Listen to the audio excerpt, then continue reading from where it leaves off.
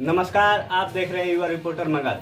आज हम चर्चा करने जा रहे हैं कल जो मंत्री परिषद का गठन हुआ था बिहार में, जो 21 मंत्री बनाया गया था, उसके बारे में चर्चा करने जा रहे हैं। उसमें क्या विशेषता, उसकी क्या चर्चा है। एक तो इतना दिन बाद मंत्रिमंडल की गठन हुई, उसमें भी कुछ जाति के कुछ खास समुदाय के लोगों को मौजूदा समय में समझिए एक तरह का भाव नहीं दिया गया। जैसे भूमिहार समाज को आप हाफ कर दिया गया यानी आधा कर दिया गया, तो यादव समुदाय को साफ ही कर दिया गया, टोटल निगलेक्ट कर दिया गया है। मुसलमान अल्पसंख्यकों को भी साफ कर दिया गया था। पिछले मंत्रिमंडल में 5 सदस्य थे, इस बार मात्र 1 सदस्य को मंत्री बनाया गया है। देखिए, हम अभी बात कर रहे हैं यादव समाज पर। यादव समाज में समझ आइए एक तरीके से एक भी मंत्री को गठन नहीं किया गया कल, एक भी सदस्य नहीं है। जो विजेंद्र यादव उस समय जो मुख्यमंत्री जी शपथ ले रहे थे, उस समय जो गठन हुआ था, उस समय में विजेंद्र यादव जी एकमात्र मंत्री बने थे। तो वो यादव होने की वजह से नहीं बने, वो बने हैं मुख्यमंत्री जी के क्लोज होने की वजह से। उनको यादव होने की वजह से ये नहीं बनाया गया है, उनको मुख्यमंत्री जी के क्लोज होने की वजह से ही मुख्यमंत्री जी ने उनको अपने मंत्रिमंडल में जगह दी थी। बीजेपी ने एक भी मंत्रियों में अपनी यादव समाज की लिस्ट नहीं दी है। उसमें पिछले वाले में जब चुनाव हुई थी 2020 में, तो मंत्रिमंडल के गठन में मात्र एक मंत्री ही सही बनाया गया था, रामसूरत राय को, जो राजस्व मंत्री थे पिछले सरकार में। बीजेपी और जदयू की सरकार चल रही थी उस समय, लेकिन इस बार एक भी मंत्री का गठन नहीं किया गया। तो अब देखिए यादव समाज में के नेता क्या सोच रहे होंगे। ऐसा भी पटना के गलियारों में खबर है कि बीजेपी ने एमएलसी को ज्यादा तरजीह दी है। एमएलसी का ज्यादा तरजीह से बीजेपी एमएलओ में काफी रोष है। ये खबर हम आपको बता दे रहे हैं, काफी रोष है इसके चलते। लेकिन खैर कुछ हो न जाना नहीं, काफी रोष है, मना लिया जाएगा। आज बीजेपी के पार्टी ऑफिस में कार्यक्रम भी रखा गया था। जो नए नए मंत्री बने उनको प्रशिक्षण के लिए एक तरह से समझिए बुलाया गया था। ये सारा कार्यक्रम हो रहा है। बाकी यादवों को क्यों नहीं बनाया गया है? क्या अमित शाह जी के पिछला बयान जो जातीय जनगणना के बाद आया था कि कुछ खास समुदाय को बढ़ा चढ़ा कर दिखाया गया है, इसका परिणाम है?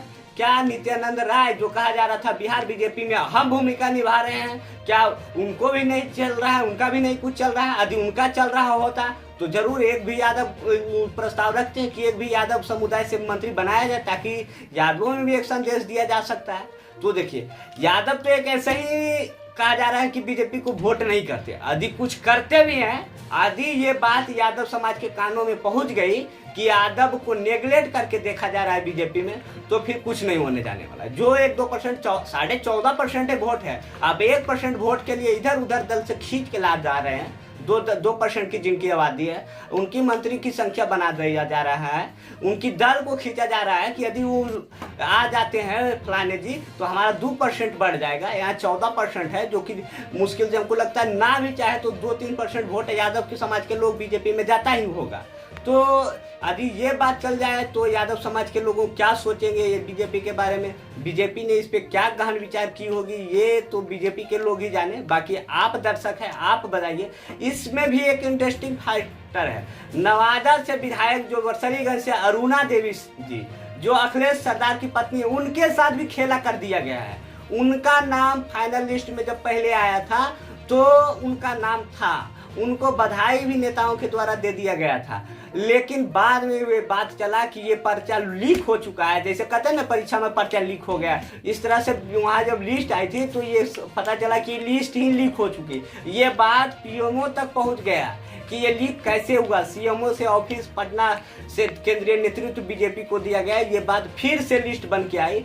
इसमें सबसे ज्यादा किसी का चला है मंत्रिमंडल गठन में बीजेपी का, तो एकमात्र नेता है बीजेपी के प्रदेश अध्यक्ष सम्राट चौधरी जी का चला है। उनके अलावा किन्हीं का नहीं चला। उन्होंने उनको जिनको लगा कि मंत्री बना देना है, उन्होंने बनवा दिया अपने बदौलत। कई एक मंत्री ऐसे हैं, कई एक एमएलसी ऐसे हैं जो इस बार जीत के आए हैं, उनको मौका दे दिया गया है। जो पुराने हैं उनको नहीं मौका मिला है। तो खैर, यादव, भूमियार, अल्पसंख्यक, क्या ये इन समाज के लोग क्या सोच रहे होंगे ये तो हम नहीं जानते। लेकिन हाँ, हम लोग को जो पता चला है, आदव समाज के जो बुद्धिजीवी वर्ग के लोग हैं उनमें भी विचार चल रहा है कि बीजेपी ने आखिर एक भी समाज के मुख्यमंत्री क्यों नहीं बनाया। भूमियार में भी ये चर्चा चल रही है कि आखिर हमारी संख्या को हाफ क्यों कर दिया गया है। वो भी कह रहे हैं कि बोछा वाला एक बार फिर से दोहराना पड़ेगा क्या। ऐसा भी हमको एक समाज के लोग मिले थे, भूमियार समाज के लोग मिले थे, बुद्धिजीवी थे, पढ़े लिखे थे, पद पे हैं, मतलब राजनीतिक पद पे नहीं है लेकिन कोई पद पे है, समझ जाइए। नाम तो उनका नहीं बताएंगे, ना उनका पद बताएंगे भाई, लेकिन एक वरिष्ठ हैं, पद पे हैं। उन्होंने बताया कि लगता है बीजेपी के साथ एक बोछा वाला जैसे हुआ था ना, इस तरह से फिर से दोहराना पड़ेगा। उनकी मंत्रियों की लिस्ट हाफ कर दी गई है। रेणु देवी इनका जो था नाम काट दिया गया। तो देखिए इस तरह की बात सामने आ रही है। बाकी बीजेपी ये क्या सोच के की है, बीजेपी जाने, बीजेपी का नेतृत्व जाने, या जो लोग विचार कर रहे वो जाने। हमारा काम है आपके पहुंचाना, खबर पहुंचा देना आप दर्शकों के बीच। हमने खबर पहुंचा दिया। आप क्या सोचते हैं इस बात पे, आप जाके कमेंट बॉक्स में बताइए। लाइक कीजिए, शेयर कीजिए, सब्सक्राइब कीजिए, हमारा मनोबल को भी बढ़ाइए।